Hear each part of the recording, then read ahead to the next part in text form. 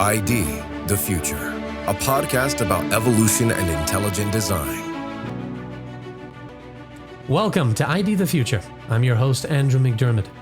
Well, today I'm excited to sit down with Dr. J. Richards to discuss his work on a revised, rewritten, and updated 20th anniversary edition of The Privileged Planet, the 2004 book he co-authored with Dr. Guillermo Gonzalez. Dr. Richards is director of the DeVos Center and William E. Simon Senior Research Fellow at the Heritage Foundation. He's also a senior fellow at the Discovery Institute and editor-at-large of The Stream. He's the author or editor of more than a dozen books, including Money, Greed, and God, and The Human Advantage. Jay, so good to have you back on the show. Thanks so much, Andrew. Good to be with you. Well, our topic today is a new edition of The Privileged Planet, which contains responses to critics, lots of updated facts, some new arguments, and completely rewritten and improved text throughout.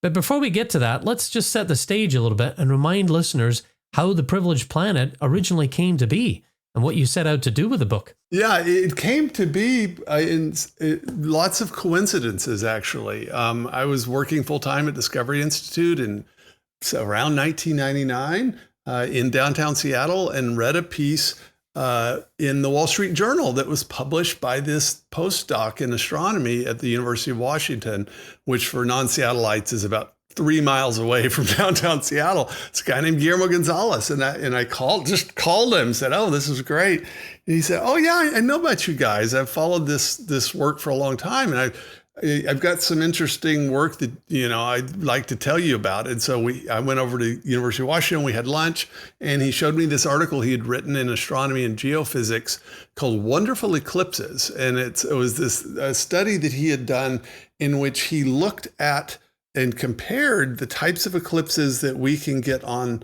Earth with the type of eclipses that you would see from other planets if in the solar system, if there were someone there to observe it. And what he found is that Earth is by far the very best place in the solar system for viewing solar eclipses. Now, of course, with an eclipse, what you have is with a solar eclipse, you've got the sun, which gives off light. You've got an eclipsing or an occulting body, which is your moon. And then you got to be someplace where you can see it. So an observer platform like the surface of the Earth. And then they have to all line up in a straight line in space at the same time. But from Earth, we have this weird coincidence that the Earth and the sun and the moon appear the same shape and size in our sky. And so he thought, okay, how common is that? And so he compared the 65 major moons known at the time and found this weird thing that, right here on Earth, we get the best solar eclipses, which by itself is interesting, except that he also realized, okay, but the size of the moon and the sun are actually a function of these two features that you need to build a habitable planet, that is, planet that can have life on it. The first is that you need to be the right distance from your host star so you can have liquid water, so it's not so hot and not too cold. But lesser known fact is the large, well-placed moon like the one we have is actually really important for stabilizing the Earth's climate and making it more life-friendly. And so he said, this is weird because there's this connection between the production of perfect eclipses and these needs for life on the planet. And there's one more piece of the puzzle, which wasn't really in the article, which is that eclipses are really important to science. They set up, you could think of it as a sort of natural experiment set up for scientists to be able to discover things they wouldn't just have an easy time discovering otherwise. And that led to this kind of wider conversation because it was like, okay, this is weird because at least in this one case, these things that are needed for a planet to have life, complex life, including observers, also provide good conditions for science. So we thought, what if that's actually a general truth? What if observers find themselves in the best places overall for observing, that is, for scientific discovery?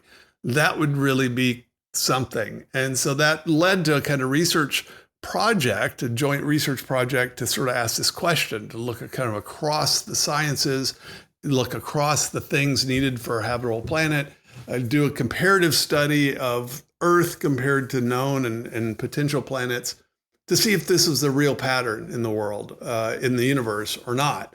it was an open question when we started, but it got more and more exciting as we worked on the book and realized, gosh, there's more and more and more evidence for this remarkable coincidence between life and discovery. And so we should have probably kept a diary at the time, because Guillermo and I did not reconstruct exactly when we remembered and thought of things, but it was the sort of thing that it kind of came together in the process of first reflecting on it and doing more research, but then actually working on the book, which we spent, I'd say, 2.5 years on probably. Okay.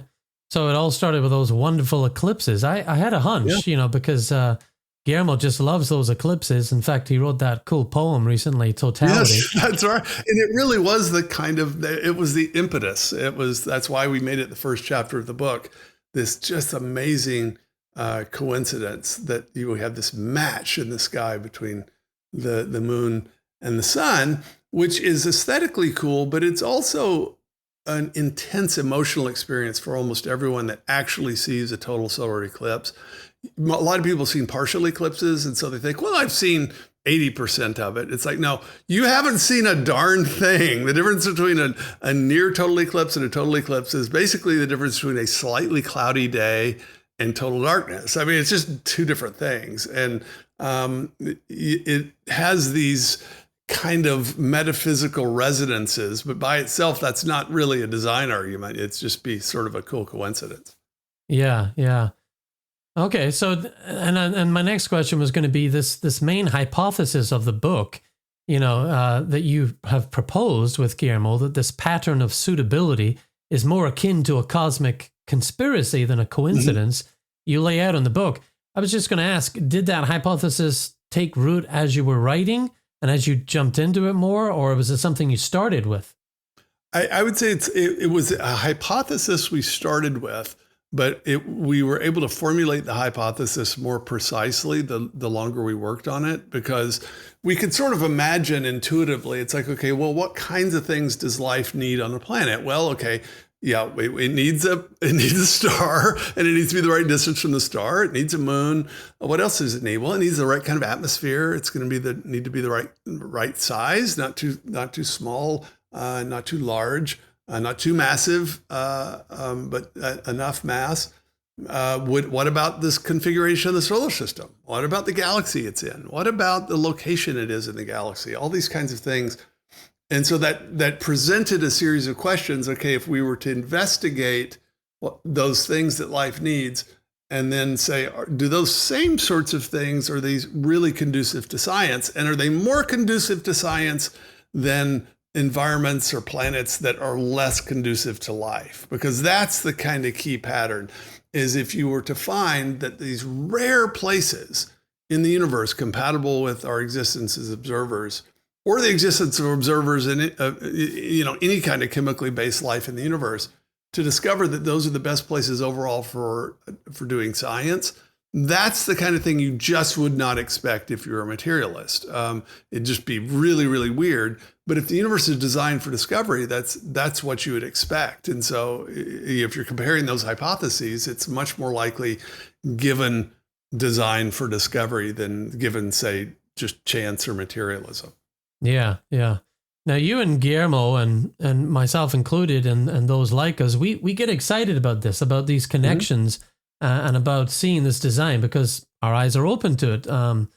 But there is a very different perspective that you guys were kind of pushing back on with this book, and that is that our earthly existence is not only rather ordinary, but in fact insignificant and purposeless. In his book, Pale Blue Dot, the late astronomer Carl Sagan typified this view when he wrote, "Our posturings, our imagined self-importance, the delusion that we have some privileged position in the universe are challenged by this point of pale light." He was talking about that famous image of planet Earth caught in a beam of the sun's light. Mm-hmm. Our planet is a lonely speck in the great enveloping cosmic dark. The privileged planet tackles this popular idea behind Sagan's sentiment, which is called the Copernican principle, or the principle of mediocrity. Tell us a little bit about that. Yeah, and in fact, Sagan's use of the word privilege and the word privilege in our book title is not a coincidence. In fact, our argument was a kind of a directly contrary to Sagan's argument. The Copernican principle, you set aside Copernicus himself, the guy, the man who in 1543 proposed that the Earth was a planet like the other planets, and so the sun was the stationary sort of part of the solar system. He proposed that. He didn't propose that there's nothing unusual about the Earth, or that somehow if we're a planet rather than being in the center of the solar system that makes us insignificant.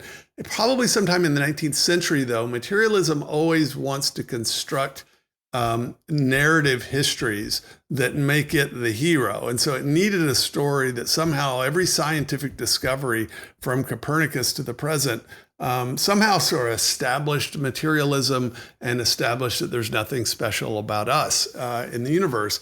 The whole thing requires, first of all, a complete confusion about what the pre-Copernican cosmology was actually like. The center of the so-called center of the universe for Copernicus and Ptolemy was not the best place to be. It was at best a kind of intermediate place. Better to think of it as the bottom of the universe, where detritus and decay collect and occur, which is actually was Aristotle's view.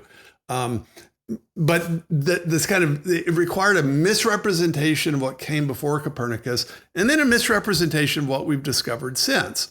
Now, yes, we know that there are lots of galaxies in the universe. There are lots of stars within those galaxies. So insofar as, okay, our star is, say, one of hundreds of trillions of stars. Okay, well, that's sort of ordinary, but that's not really the relevant question. The question would be, for the things that we're interested in, such as the existence of complex life, how rare or ordinary is the Earth?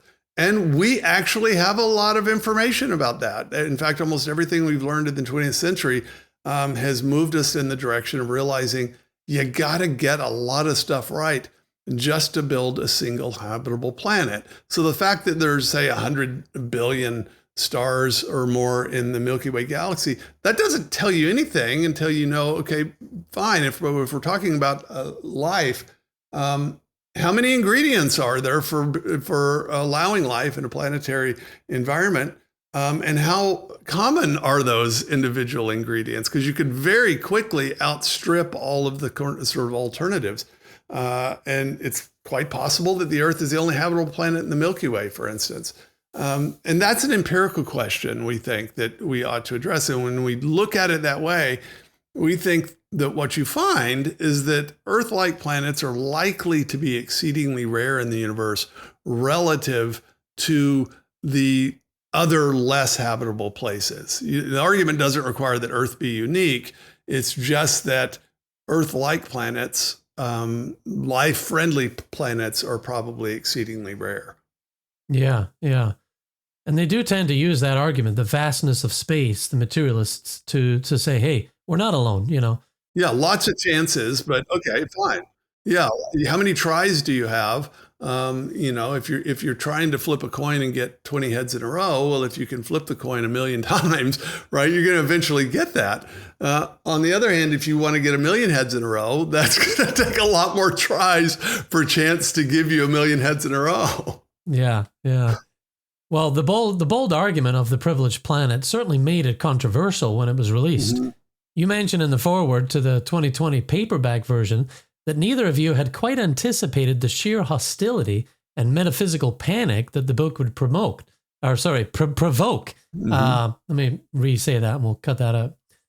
You mentioned in the foreword to the 2020 paperback version that neither of you had quite anticipated the sheer hostility and metaphysical panic that the book would provoke among self-appointed defenders of science and atheist religion professors. Can you briefly recount just the experience of that and what you learned out of it?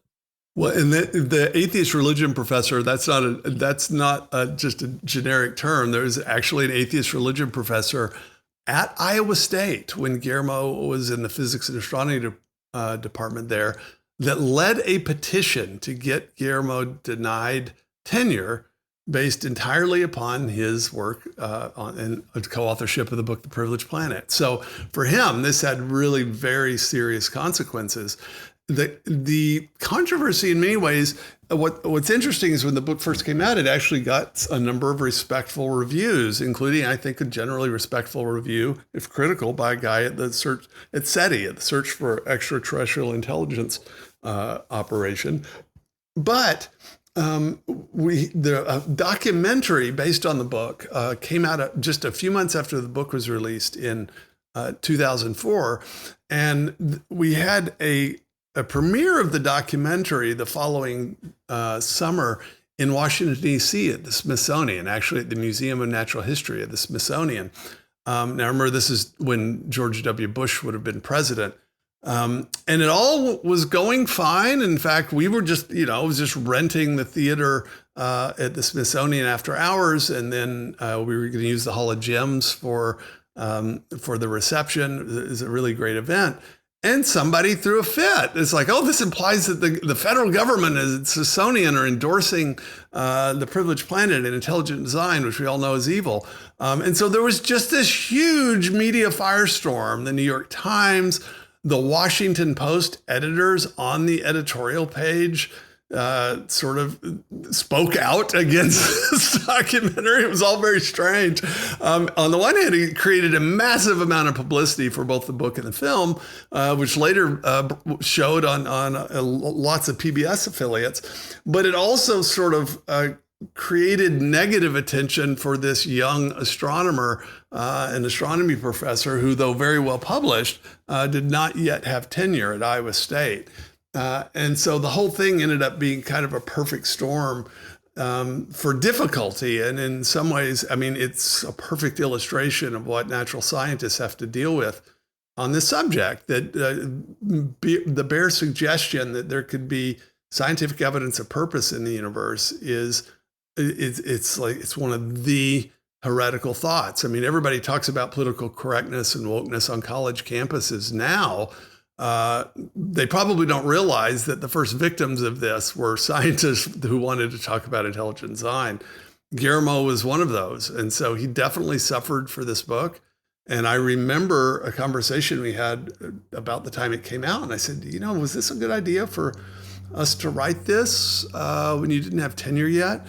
And he said, well, this was, in fact, I'll say exactly what he said. He said, well, God gave us, the idea came when it came. I mean, I'm not going to hide it, because of something like that. And that was his attitude. So that's the reality. But the good news is that all of those attacks were mere ad hominem attacks. None of them have touched the quality of the argument or the evidence, though. Okay, yeah, that's what I was going to ask. But he certainly paid the price, and in many ways you did as well. And now you guys were branded, so to speak. But we have come a long way since then, 20 years. And Stephen Meyer, for one, keeps talking about the fact that we're getting to that tipping point now. I think so. Where many more people are ready to acknowledge the limits of Darwinism and the adequacy of intelligent design. Well, I like the way noted paleontologist and evolutionary biologist Simon Conway Morris describes what you accomplished with the book. He writes, Gonzalez and Richards have flung down the gauntlet. Let the debate begin. It is a question that involves us all. So how has the central argument and the supporting evidence that you marshaled in the book fared in 20 years? It's still holding up, clearly.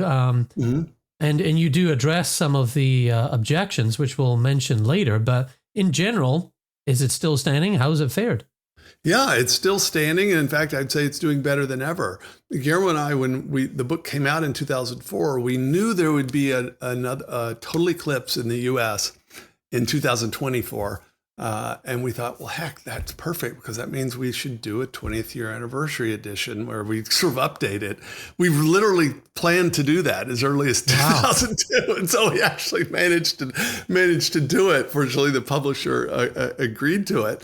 But I mean, kind of the main thing that's probably changed is that when the book came out, I think there were just around 100 confirmed extrasolar planets, that is, planets around other stars that we've been able to detect. We're now getting close to, I think, 6,000 confirmed extrasolar planets. So we have a much larger data set to be able to deal with. We were having to deal sort of a lot of kind of theoretical calculations rather than actual observations.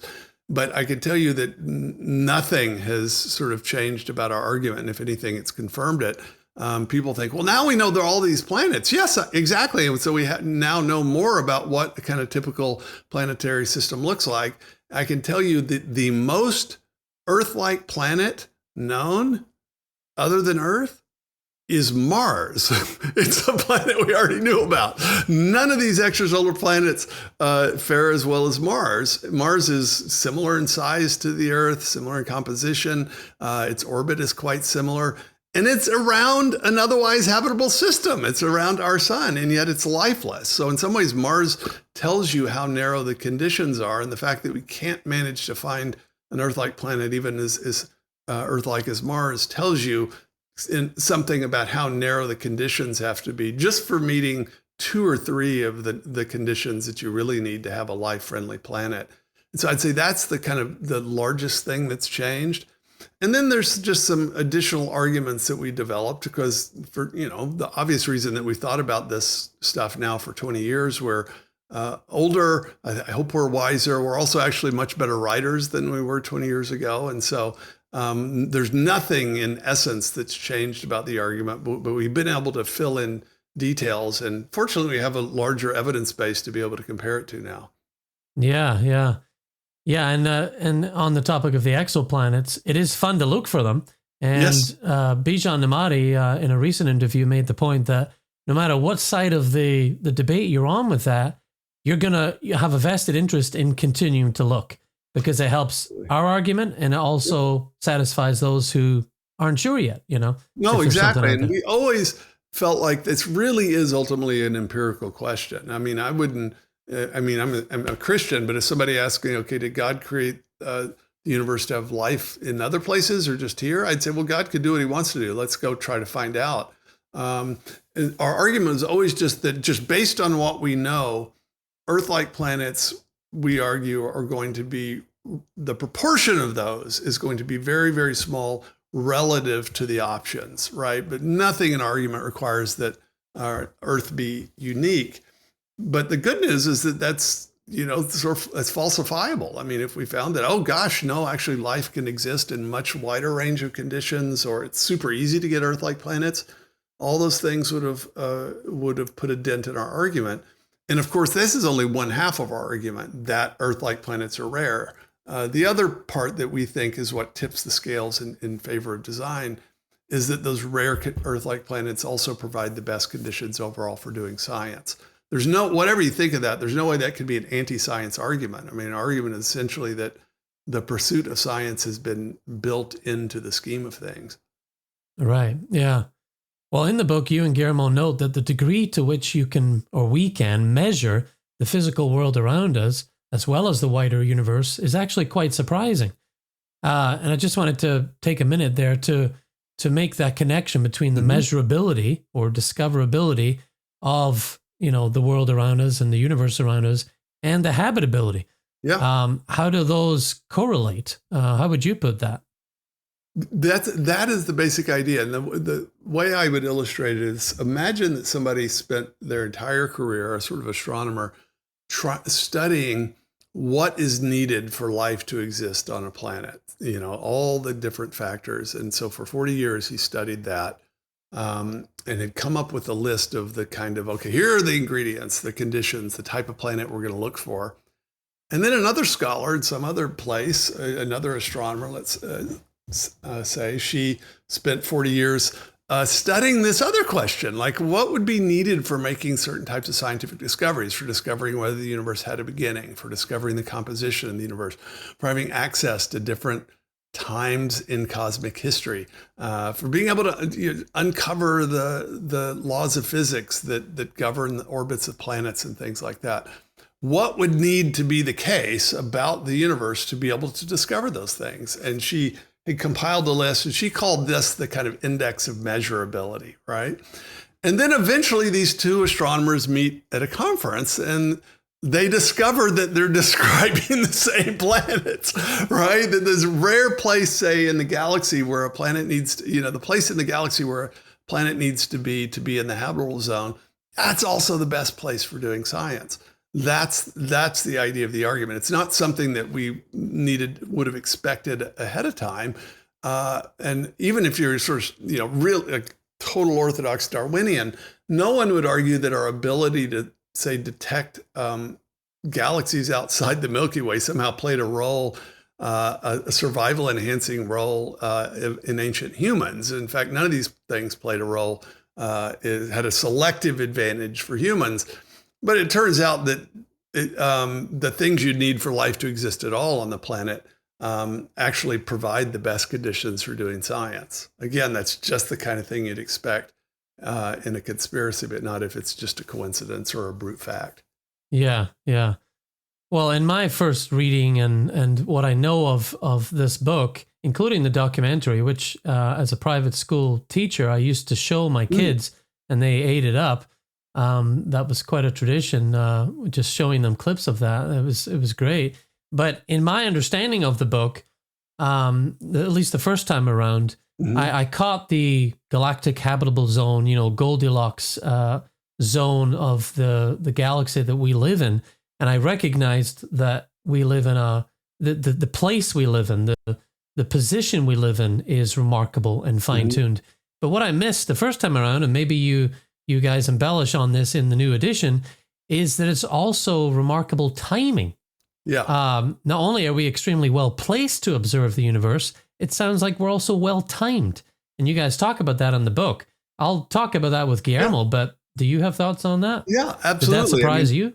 Yeah, just as there's a habitable zone around our star, the Goldilocks zone or circumstellar habitable zone, and just as there's a location within the galaxy where you want to be, both for life and for discovery, so there is a segment within cosmic history where you'd want to be for doing science. And so that's what we call the cosmic habitable age. Now, it sounds wide. It's a few billion years probably, but remember, cosmologists are used to thinking from t=0, so sort of the moment, right, the universe came into existence, all the way out to 10 to the 150 years, 10 to the 150th, raised to the 150th.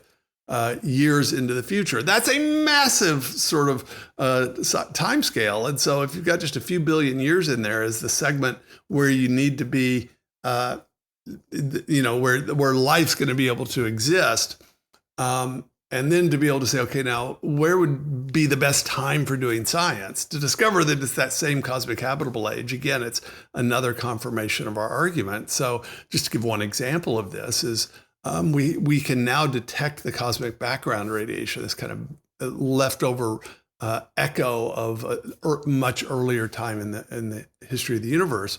Well, we can detect that, and in fact discover a lot of stuff about the universe from being able to detect this background radiation. But in the future, because the universe is expanding, and in fact its expansion is accelerating, that will in effect blink out from view. In fact, you go far enough out in the future, even distant galaxies will have blinked out from view, so that we would not be able to see galaxies that we now see. And so we're in a moment and sort of maximum benefit for being able to discover all sorts of things that would be difficult or impossible if we had been way earlier, and difficult or impossible if we had landed much later. Yeah, so interesting. And even dyed-in-the-wool materialists like Lawrence Krauss are willing to admit that, which is interesting as well. It is. And I mean, that's what's funny is all the elements of our argument are just, they're straightforward empirical arguments based on stuff that scientists have discovered. It's just that we argue that, okay, now you have to be open to the possibility, but if there were evidence for design in the universe, what would it look like, right? And so you can't construct an argument that's going to convince a committed skeptic, because they can always just sort of change the premises. Argument, we tried to design it for people that are reasonable, moderately skeptical fence sitters. So people that are open to the possibility there could be evidence from science of purpose in the universe, but don't have to, aren't convinced right away. That's what we wanted our argument to be. Yeah. Well, and I think you accomplished that. The closing chapter of The Privileged Planet fields 15 of the best objections that you've considered against the arguments in the book. And I just wanted to take a minute or two before we close just to review a few of these. How about this one? How can you have a correlation with a sample size of 1? You're taking the Earth. What would you say to that? Yes, exactly. Well, and of course, here's the thing that I haven't said so far is that the good news is that when you're thinking about habitability, we're talking about life. And so life has these kind of biochemical characteristics. And so we actually know a lot just from our knowledge of chemistry and biochemistry about what would be needed. So in other words, we know, for instance, that given the periodic table of the elements in this universe, life is going to need to be able to build large macromolecules. It's going to need to be able to store information like you store in DNA. It's going to need to undergo chemical reactions, but it's also going to need to be stable. So it's going to need to be this perfect balance between stable and reactive, which is called metastable or metastable. And then, and guess what element that is? It's carbon. And so there's just no other element other than carbon that it really competes when it comes to the needs for life. And then you need a solvent, a matrix where carbon chemistry and reactions can take place. What would that be? Well, it turns out that liquid water, is liquid over the same narrow range of temperatures over which carbon chemistry is most reactive. And so if you're going to have life in this universe, it's going to need carbon and it's going to need liquid water. That narrows the conditions right away because we know that the vast majority of places in the universe are either way too hot or way too cold. And so it turns out, even though it seems like you just have a sample size of 1, you actually have universal knowledge from chemistry. And then, of course, because of our ability to determine what the other galaxies and stars and things are made of, we know that the rules of chemistry that apply here apply absolutely everywhere. And so it's surprising maybe to non-scientists, but you can do a heck of a lot of work in narrowing the conditions for what life would need on a planetary environment just by being able to study Earth and then to be able to extrapolate based upon our knowledge of the universal principles of chemistry. And so that's the simplest way to answer it. And then, of course, the more planets that we discover, the larger the concrete sample size actually is. Right. And the better our technology gets to be able to study these far off exoplanets as well. Absolutely. Well, what about the objection that it's inevitable? I used to enjoy the movie Jurassic Park, still do, as a piece of entertainment. But in there, Malcolm says, life finds a way. What about that objection? That whatever environment we find ourselves in, we'd find examples conducive to its measurability. Yeah, well, and it's sort of similar also to the argument that life has evolved this way here because that was what was available. And so if you treat the kind of evolution of life from, let's say, simple chemical constituents as an inevitability, then that's how you're going to think.